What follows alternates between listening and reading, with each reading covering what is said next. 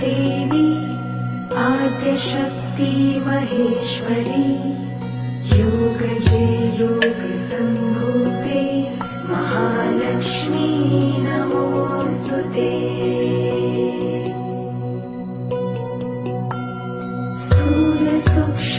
स्थूलसूक्ष्ममहारौद्रे महाशक्ति महोदरे महापापहरे देवी महालक्ष्मी नमोऽस्तुते।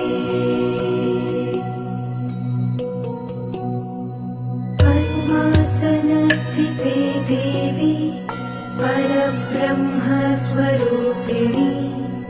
परमेशी जगन्मातर् महालक्ष्मी नमोऽस्तुते।